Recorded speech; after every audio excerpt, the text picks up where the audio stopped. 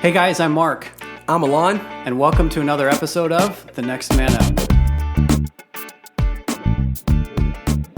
Well, thank you, listeners, for joining us once again on the Next Man Up podcast. And as always, I am joined today by my co-host, my friend, and one of the best storytellers around, the infamous and famous and respectable and all of those accolades, Alen Auguste. Welcome back, my friend.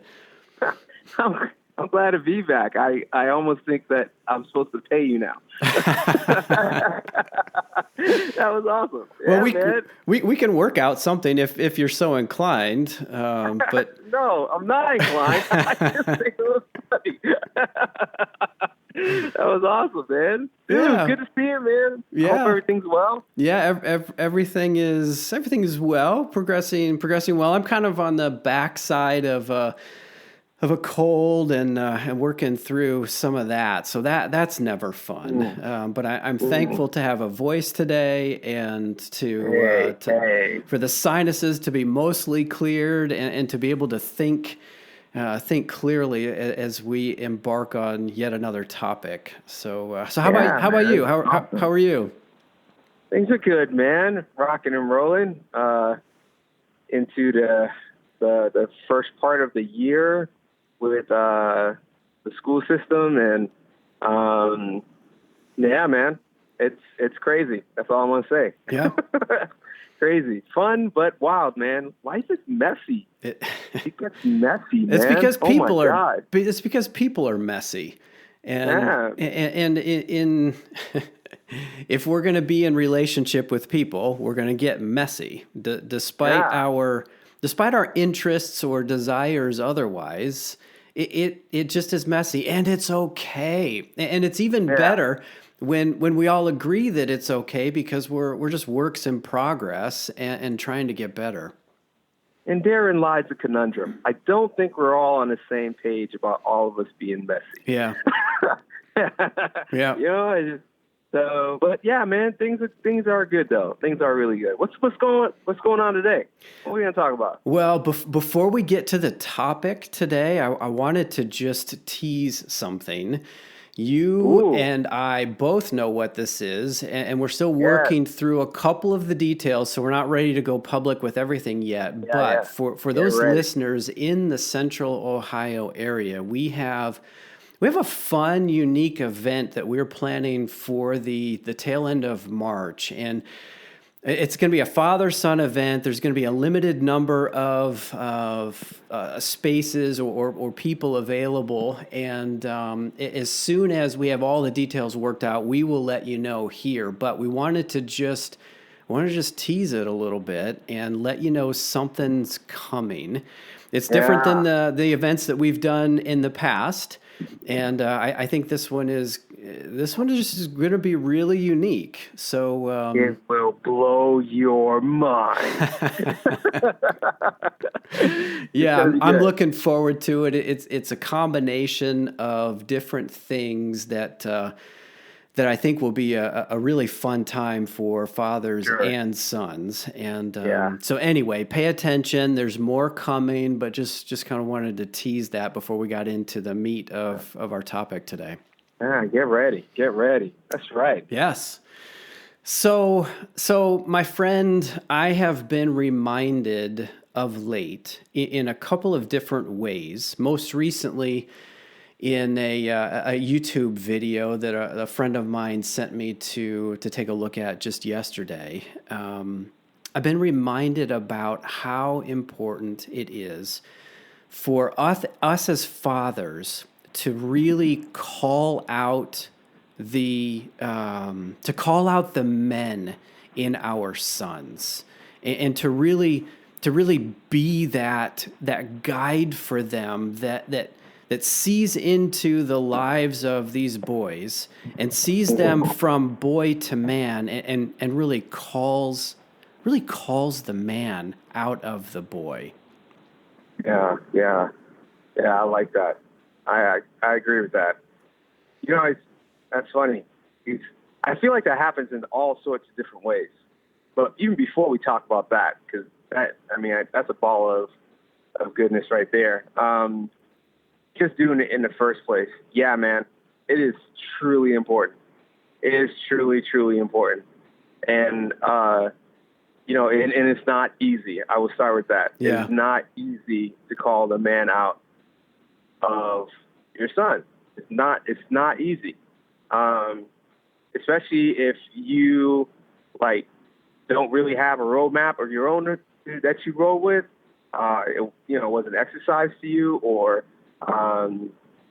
it's not easy when you work 70, 80 hours a week and you have a small amount of time to actually take a deep breath yourself. Yeah. It's not easy. There's so many, there's so many forces of there's culture gets in the way. Your boys, life gets in the way, family gets in the way, job gets in the way, your own background gets in the way. But regardless, it's still such an important thing, because if you don't do it, something or someone else will, and it may not look right. Yeah. Yeah. I've been doing a decent amount of study and learning in leadership, and there's a friend of mine that runs a leadership organization, and she's fond of saying this, which has really challenged me. All of those things that you just said, while they are true, they're excuses. And good leadership does not allow room for excuses. Now, this is something that I'm really learning in my own life, because it's pretty easy for me to just pick a reason, to pick an excuse, and then kind of hang my hat on that. But good leadership in this area, especially in the specific area or circumstances surrounding fatherhood, good leadership does not let excuses like that get in the way. Either this is important to you or it's not. And if it's not, then these other things are going to take precedent. They're going to get in the way, and you're going to let excuses prevent you from really playing the role that your boy needs. Now, I realize that comes across maybe a little stronger than I typically come across, and I am, I'm kind of waving my hand here, but the fingers are all pointing back to me first. But we can't let excuses or things like that would become excuses get in the way of us playing the role that we need to play. Otherwise, we're going to continue down the same path that we've been down for a while, societally, culturally, even within the kingdom of Christianity, and we're just going to get the same lousy results that we've been seeing for too long.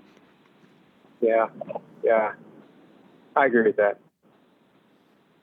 I'll resist the urge to pound the table here, because that doesn't play so well into the microphone. But obviously you can hear some of the passion behind my voice here and the emphasis that I'm making in this case. And look, listeners, Alen, don't take this to mean that I'm perfect, that I've got it figured out. We started this show talking about how messy people are and how messy life is. I have my own messiness, so to speak. But I understand the critical importance of calling out the man in your son. Otherwise, like you said, somebody else, some other voice, some other definition, some other example is going to fill that vacuum, and it's likely not going to be what we want. No. And that's why, I even like the statement of it must be, we have to come to a definition in our hearts and mind, or a definitive moment in our hearts and minds. This is important. There's nothing greater. And I think deep down, look, I can't speak for everybody, but it just seems that deep down, I think every man who has a son probably would say that that's true, that it is important. Like intuitively, they And would feel that to be yeah, true. Yeah.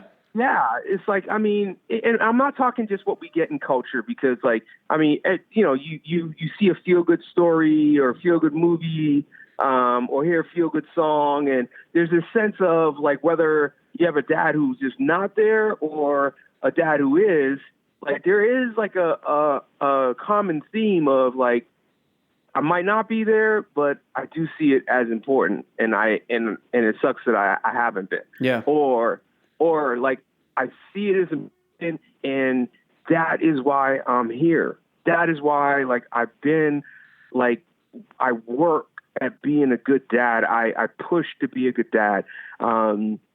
A dad who was present, a dad who was there, a dad who was giving advice, who's counseling, a dad who's giving redirection, a dad who is like shaping and molding and mining the diamond within his son. Yeah. I get it. You know what I'm saying? And so I don't think anyone feels that it's not important. I think the rub comes where you say it's like, well, it's important. The butt comes in, like, and I've seen like all of it. Like, well, I shouldn't say all of it. That's a lie. You've seen a lot. You've seen a lot. I've seen a lot, and I've experienced a lot firsthand, and then you know, just in youth ministry or traveling, in doing shows or talking in front of lots of different kids, and then talking with them afterwards. I mean, the stories that I hear, like, from, you know what, I think this is important, but someone's got to put food on the table. Yeah. Someone's got to, and it's like, you know, and we can make it even sound like it's a righteous stand. Yeah, like heroic or something, right? Stand. Yeah, it's like, well, if I don't do this, then I can't even say that I'm a good dad. Or we make vows to ourselves, and we say things like, I will never let my kids go without this. And we work the 80 hours a week, or we push for success, and we end up losing our kids in the long run. Yeah. And so the it's important is awesome, but the but, like, and then whatever, man, that murders us, and it kills the truth of our reality, like, is that it's not important. That's what happens. Yeah. Is the reality of it is like, no, we say it's important, but honestly, truly in our hearts, it's not important. That's reality check for a lot of us. Right. The things that are important are the things that we give our time, our energy, and our money to. And if you think something is important and it's not getting any of those three resources, then in reality it's not. No.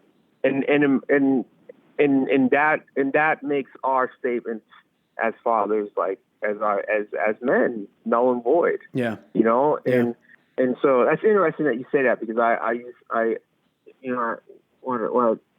to train youth leaders, and I'll say, like, you know, what is love? And I was like, it's really hard to define, but you could push towards, like, what love can look like, and love can look like your time.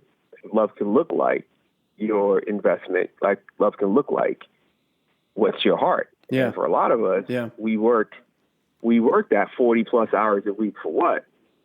Like, that's our heart. You know? Right. And you know, and our kids can see that. They can see if we're really going to give our time, we're really going to give our love, we're really going to give our hearts, like, to them, you know, and give them space in there. And, you know, one rising above the other can also be damaging. You know, it's like, yeah, you give me time, but you're really not there. Yeah, yeah. You know, you're really not talking with me. You're really not engaging me. You don't know what I like. You don't know what makes me tick. Yeah, you give me lots of money, but you're not giving me your time. Or yeah, you say you love me, but, like, what? Love can also be seen as a verb, and there's no action behind your statement that you love me. You know what I mean? Like, it can go all over the place, you know, but when we can sit down and say, look, I'm invested in you. I'm gonna pour time in you. I'm gonna call out the man in you, and I'm gonna put my heart into you because you're my son, and your identity is love, and and you're worth no less. And so here we go. Like, man, when they really see it, oh my gosh, it can ignite a spark and fire in a kid's heart. Yeah. And send that son onto the road of becoming a real awesome man. A real awesome man.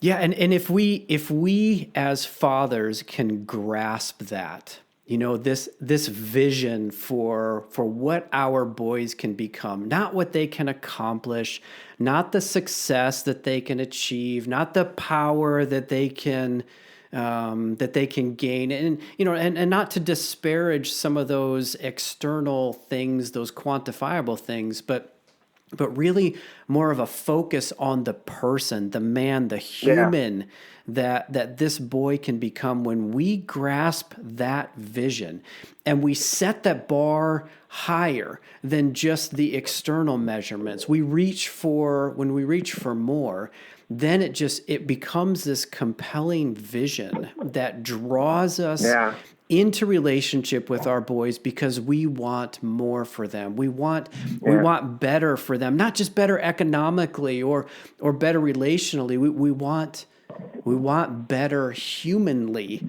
for them. And it becomes this vision to which we can aspire. And I don't know, man. This topic has clearly got me going, but I think it's just so critical that we help our boys, our young men, both biologically, or I guess I should say it this way, both those that are in our family and those with whom we have influence, right? As a teacher, as a coach, as a youth pastor, as a mentor, as a big brother, so to speak. Yeah. We help them to grasp manhood in a bigger way and help them to achieve it by calling out. I know some of our listeners are probably thinking, how do you do that? And in some of the prior episodes, we've unpacked it, and maybe in a subsequent episode, we can get further into how. But this is really about casting the vision for what, and maybe some of the reasoning behind the why. It's just really captured my attention of late. I agree, man. And I'm with that too. I want to throw something out there too, because it's like, I think it's important for fathers to call out the men in their sons. I think it's important for men to call out the man in the boys around them, not just for the son's sake. I honestly believe as men that we need to, for us. Yeah. Like, you know what I'm saying? It's funny. The older people get, the more legacy becomes important. Yeah. You know what I mean? It just becomes more. The older I'm getting, the more I see that leaving something behind is important. It just is. Yeah. And one of the most awesomest gifts I think that we have is to impact another person's life in such a way that, like, we leave a little piece of ourselves with them. We give a piece of ourselves to them, and they can pass it on. And one way that happens is when us men step up and go, I'm going to show you, maybe not how to do it perfectly, because we're not perfect, but I'm going to show you how to, like, begin to walk this road, which is called manhood. And to be a guide, to be a counselor.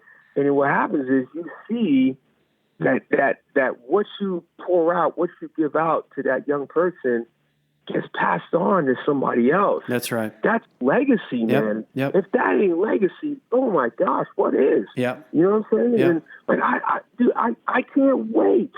I cannot wait for the day that if my son has a son, or any kid, that fact, but since we're talking about, like, next man up, if he has a son, for him to, like, say something or do something, or embrace his son in a loving way, or encourage him in a loving way, and I could trace it back to something that I was a part of.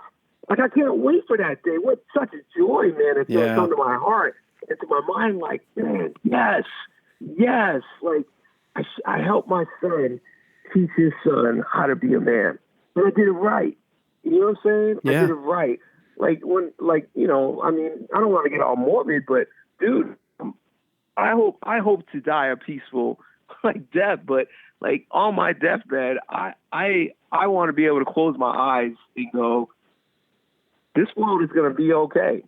Like, because at least I know of one guy who has, like, been raised to be an awesome man, and he's going to pass that on, and they're going to pass that on, and they're going to pass that on, and what God has done in my life, what good men have poured inside of my life will get passed on in the legacy of Alen. You know what I mean? Because I'm someone's legacy.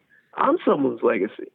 You know what I mean? Oh yeah, And so my kids are my legacy, and their kids are will be their legacy, but it goes all the way back. And so it's not just important for the sons, dads, and for their future, but, like, man, it's important for you too, like, to leave something behind, leave a legacy behind that says, like, there's good in this world. There's a good person sitting in front of you, and he knows what it is to be a real man. Like a real man. I'm not talking macho, Randy Man Savage or anything like that. I'm talking like a dude who has good character, who has good identity, hold on himself, and he is doing something worthwhile in this world. Like that man right there, that one, I helped do that. Yeah. I'm part responsible for that. Yeah. And that's awesome. You said I can't wait as an expression of anticipation. It could also be it could also be an exhortation. You can't wait, because you're not guaranteed tomorrow for you. You're not guaranteed tomorrow with or for your child. And too many times we wait because other things get in the way. I'll do it tomorrow, or I'll get to it, or when the job slows down, or when I have more time. Back to making excuses. We can't wait. And the sooner we get started, the more influential and beneficial it can be on our sons, and the fewer regrets down the road on that proverbial deathbed we're likely to have, because we began the investment today. We didn't wait until we're faced with our own mortality. We started with the end in mind and invested in our kids today as best we can. I should probably get off my soapbox. I could go on for a while, but no, this is good. This is good. We can't wait, man. We can't wait. And I guess listeners, thank you for letting me get that off my chest and express some passion here. We can unpack some of the hows, in future episodes, or you can go back in some of the previous episodes and mine some of that out. But let me just challenge you to really engage with your son and begin to call out the man, cast the vision for what manhood is, that character, that faith, that inside out manhood. Cast the vision for what that is for your boy, and then begin to lead him in that direction. And boy, if we can do that, we will arrest a lot of the problems in our world today. And as you said, Alen, as part of our legacy, as part of what we will leave behind, it will be a better place. Yeah, totally better world. Man, I appreciate you, Mark. Yeah, likewise, right back at you. So good conversation. And listeners, as we've been ending for a while here, if you're feeling benefit and value from these episodes and conversations, would you share them with others? And would you go out to iTunes and leave us a rating and review? And of course, as always, you can hit us up at feedback@thenextmanup.com with questions or suggestions or feedback. So we thank you for journeying with us, Alen. Thank you for being on the microphone with me again today. And, dude, always, man.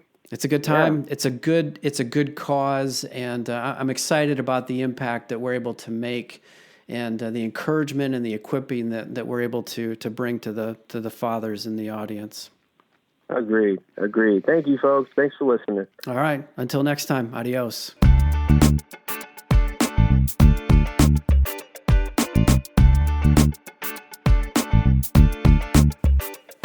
Hey, listeners, thanks for journeying with us on this Next Man Up podcast. We would love to hear from you. Maybe you have a question or an idea, perhaps a topic for us to consider. If that's you and you want to reach out to us, you can get us at feedback@thenextmanup.com. That's feedback@thenextmanup.com. Again, we'd love to hear from you. Until next time, we'll see you later.